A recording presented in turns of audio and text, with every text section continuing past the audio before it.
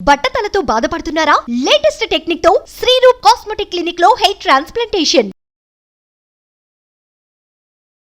నమస్తే రమ్మగారు. నమస్తే జయ. ఏదైనా సరదా కథ చెప్పుకుందామండి. చైనా కథ చెప్తా. ఓకే.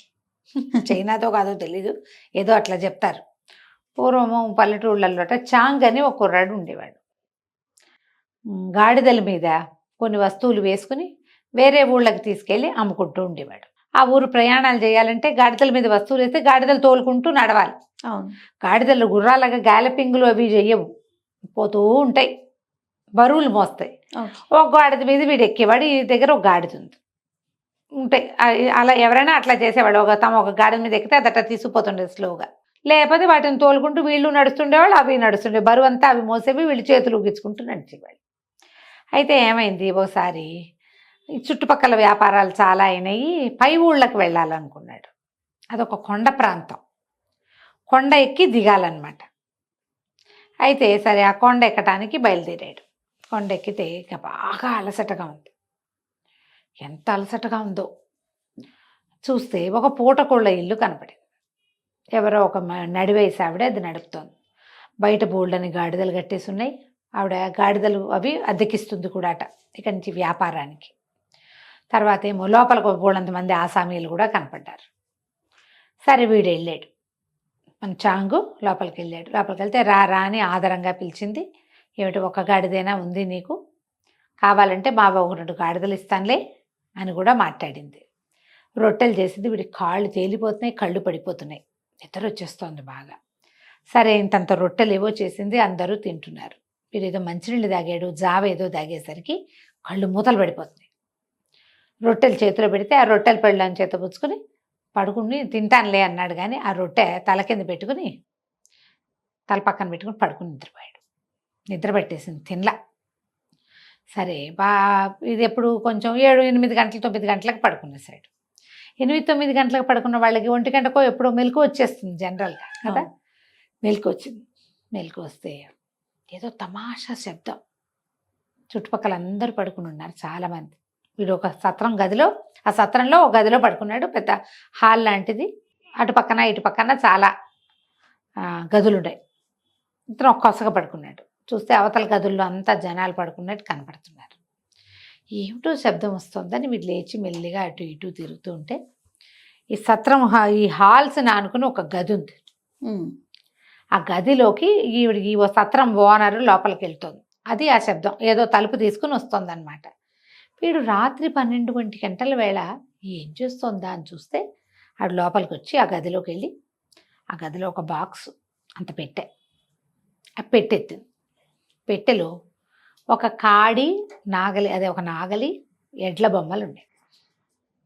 అదేం చేసింది ఆ ముసలావిడే, ఆ మాడి నడివేసి ఆవిడే చూస్తూ ఉండగానే పూటకోళ్ళమ్మ ఆ కాడిని ఆ ఎడ్లని కింద నుంచోబెట్టింది. నుంచోబెట్టి లోపల నుంచి ఇంత చిన్న చెర్నాకోలు తీసింది. ఆ చెర్నాకోలతో ఇట్లా కొట్టింది ఎద్దుని. కొట్టంగానే ఎద్దు నడవటం మొదలుపెట్టింది. గదంతా దున్నేసినాయి ఎడ్లు. వీడు పక్కన నుంచుంటే మిగిలిన గదంతా దున్నేసినాయి. దున్నేయంగానే ఇప్పుడు ఏం చేసింది, ఆ పెట్టెలోంచి ఇంత సంచి తీసింది. గోధుమలు తీసి గోధుమలు చల్లింది. ఆ తవ్వేసింది దాంట్లో. అక్కడి నుంచి ఒక మగ్గేదో తీసుకొచ్చింది, ఇంత జాడీ లాంటిది జార్. అందులోంచి నీళ్లు చల్లింది. నీళ్లు చల్లి చూస్తూనే ఉండగా ఆ మొత్తం గోధుమలు మొలకెత్తితే టకటక పైరు వచ్చేసింది గదంతా. పెద్ద గది నిండా పైరు వచ్చేసింది. మనవాడు చూస్తూనే ఉన్నాడు, ఏమిట్రా ఇదంతా అని. అక్కడి నుంచి ఇప్పుడు ఏం చేసింది, చకచక మొత్తం గోధుమంతా కోసేసింది.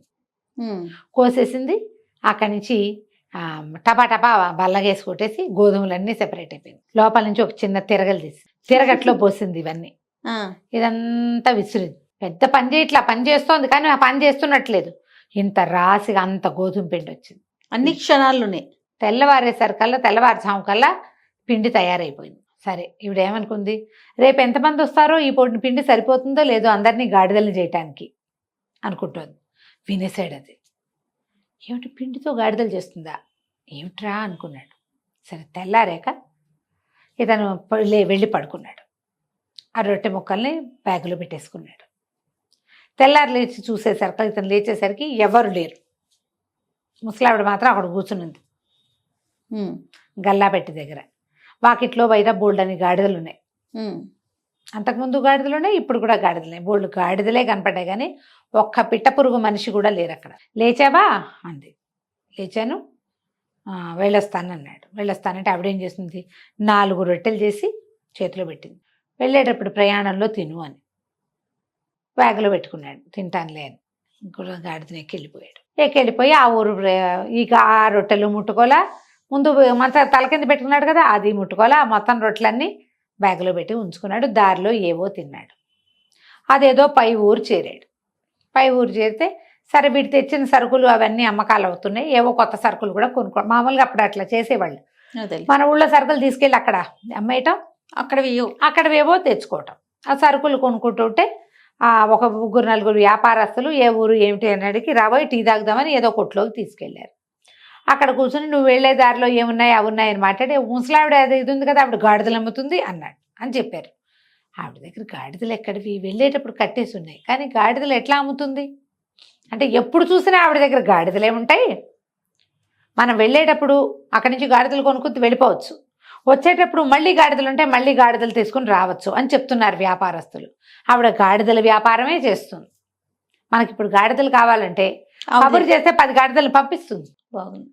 బాగానే ఉంది. అక్కడ పనివాళ్ళు లేరు పెద్దగా. వంటకు సహాయం చేయడానికి ఎవరో ఒకళ్ళో ఇద్దరో మనుషులు ఉన్నారు అంతే. ఆవిడ ఒక్కతుంది. గాడిదలు వ్యాపారాలు చేయాలంటే పిల్లల్ని పెంచి పుట్టించి పెంచుకోవాలి. ఎంత పని పుట్టించడానికి పెంచడానికి అక్కడేం సాధనం కనిపెట్టలే. గాడిదలు మాత్రం ఉన్నాయి డెఫినెట్గా. వీడికి ఒక ఊహ వచ్చింది, నేను విన్నది కరెక్టేనా. ఆవిడ ఆ పిండితోటే రొట్టెలు చేసి పెడుతోంది. మనుషులు గాడిదలు అయిపోతున్నారు ఆవిడ. ఎందుకంటే ఈ మషిన్ తీస్తున్నప్పుడు, గోధుమలు వేస్తున్నప్పుడు, రుబ్బుతున్నప్పుడు ఆవిడకి ఏదో గొణుగుతోంది, ఏదో మంత్రాలు చదువుతోంది కాబోలు. అనిపించింది వాడికి. అవునో కాదో తెలియదు కానీ వీళ్ళు ఆవిడ గాడిదలు అమ్ముతుంది, ఎప్పుడు వెళ్ళినా గాడిదలు ఉంటాయి, మేము 10 కొన్నాం, 20 కొన్నాం, 25 కొన్నాం, 30 కొన్నాం, ఇలాంటివి బోల్డ్ అని విన్నాడు. అక్కడ ఇక్కడ కనుక్కున్నాడు. సరే ఏం చేశాడు, ఆవిడ ఇచ్చిన రొట్టెలు జాగ్రత్త పెట్టుకున్నాడు కదా. సరే ఏం చేశాడు, వెళ్ళేటప్పుడు మళ్ళీ వెళ్ళాడు. ఈవిని చూసి ఆశ్చర్యపోయింది ఆవిడ. పూటకోళ్ళు ఆవిడ అడిగింది, బాబు లాస్ట్ టైం రొట్టెలు చేసి ఇచ్చాను, తిన్నావా, నీకు నచ్చినాయా అవి అని.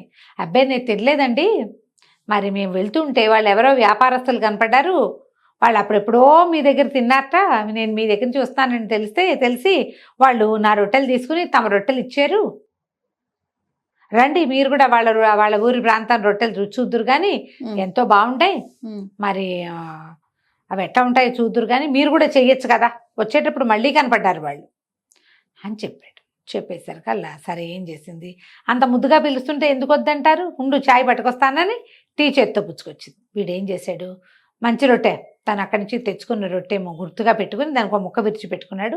ఆవిడిచ్చిన 4 రొట్టెలే పెట్టాడు. ఆమెకు పెట్టాడు 4, 1, 5 పెట్టాడు. చెరుకో రొట్టె తీసుకుందామని పైన రొట్టె మీరు తీసుకోండి పెద్దవాళ్ళు అంటే ఆవిడ పైనుంచి రొట్టె తీసుకుంది. వీడు 2వ రొట్టెగా తనది ముక్క విరిచి పెట్టుకున్నాడు, మామూలు రొట్టె, అది తీసుకుని తింటాం మొదలెట్టాడు. ఇద్దరు రొట్టెలు తినేది. అక్కడి నుంచి బాగున్నాయి అంది. బాగున్నాయి అంటే ఇంకోటి తీసుకోండి అని చెప్పి తనేమో టిక్కు చిన్న ముక్కలు తింటూ టీ తాగుతున్నాడు. ఆవిడ పరపరాన వదిలేసి 2 రొట్టెలో 3 రొట్టెలో తినేసింది. 2-3 రొట్టెలు తినేయంగానే కుర్రాడు అన్నాడు, మీ చాంగు ఇక మీ మంత్రం పారదులేండి, ఏం మంత్రం చదువుతూ గోధుమలు పండిస్తున్నారో చెప్పండి నాకు అన్నాడు. అనేసరికల్లా ఆవిడ అరిచింది, ఏమిటది మంత్రాలు చదవటం, రొట్టెలు మామూలుగా చేస్తాను నేను, అది మెల్లిగా గొంతు మారిపోయింది, కేకాయ అంట మొదలుపెట్టింది. వీడన్నాడు, నాకు తెలుసు నువ్వు ఏ మంత్రం వేసి మనుషుల్ని గాడిదలు చేసి గాడిదలు వ్యాపారం చేస్తున్నావో, నీ దగ్గర ఎవడు తిండి తిన్నవాడందరూ గాడిదలు అవుతారు, నీకు డబ్బులు కావాల్సి వచ్చినప్పుడల్లా వచ్చిన వాళ్ళని గాడిదలు చేస్తావు నువ్వు. ఇది చూస్తూ ఉండగానే గొంతు మారిపోయింది, చెవులు వచ్చేసినాయి, 4 కాళ్ళు వచ్చినాయి, తోకొచ్చింది. అక్కడి నుంచి ఓండర్ పెడుతూ ఏం చేస్తుంది, అడవిలోకి పరిగెత్తేసింది. ఎవరో ఒకరికి దొరికిపోతుంది, పని చేయిస్తారు. కుర్రాడు ఏం చేశాడంటే లోపలికి వెళ్ళి ఆల్రెడీ తడిపున్న గోధుమ పిండిని చెరువులో వారేసేసాడు. అక్కడి నుంచి వెళ్ళి ఆ పెట్టె తెరిచాడు. పెట్టె తెరిస్తే అందులో నాగలి, ఎడ్ల బొమ్మ, మనిషి బొమ్మ, ఆ బొమ్మలు ఉన్నాయి. బొమ్మలన్నీ విరక్కొట్టేసి అక్కడ పొయ్యిలో వారేసాడు. పొయ్యిలో వారేసేసి వాకిట్లో 2 గాడిదలు ఉన్నాయి, ఎవరినో మార్చేసింది పాపం. వాళ్ళని వెనక్కి మార్చే వీల్లేదు ఇంకా. అవును. ఆ 2 గాడిదలు కూడా తోలుకుని తన ఇంటికి తీసుకుపోయాడు. ఈవిడ మాత్రం గాడిదగా మారిపోయి ఎక్కడో ఊళ్ళలో తిరగటం మొదలుపెట్టింది. ఇక లాభం లేదు.